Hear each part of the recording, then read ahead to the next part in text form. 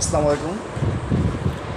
দেখুন, দেশটাকে লুটেপুটে খাচ্ছে, যে যার মতো করে লুটেপুটে খাচ্ছে।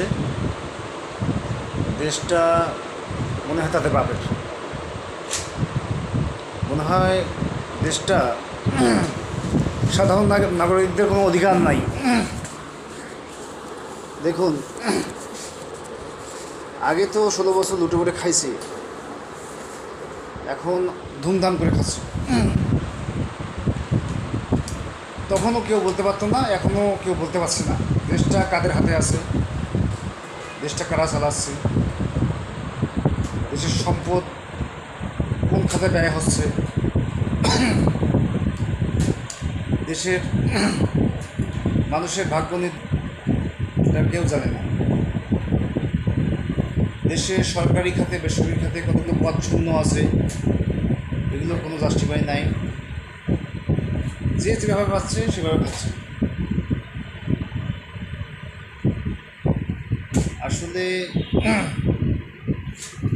দেশকে কারা ভালোবাসে এটা মানুষ জানবে না, এটা একমাত্র উপর আলো ছাড়া কেউ জানবে না।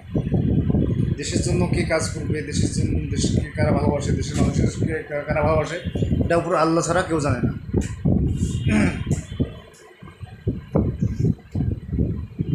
এই জন্য আল্লাহর কাছে মানুষের চাওয়া, আল্লাহ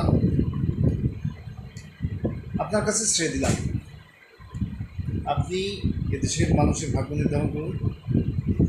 দেশের মানুষ যাকে চায়, দেশের জন্য যারা কাজ করতে চায় তাদেরকে নির্বাচিত পরিষ্কার করে নিয়ে মানুষকে সাহায্য করুন। আল্লাহ আল্লাহ তুমি ছাড়া মানুষের পাশে কেউ নেই। আল্লাহর কাছে আমার এটাই চাওয়া, মানুষকে যারা ভালোবাসে, যারা দেশকে ভালোবাসে, দেশের জন্য কাজ করবে তাদেরকে ক্ষমতায় দিন। আল্লাহ দেশটাকে নিয়ে অনেক কিছুই চলছে, দেশটাকে নিয়ে, দেশের মানুষকে নিয়ে মানুষ খেলছে। সবাইকে ধন্যবাদ। কাউকে আঘাত দিয়ে কথা বলতে চাই না, আমি যেটুকু আমার পক্ষ থেকে আমি যেটুকু জানলাম ওইটুকু বললাম।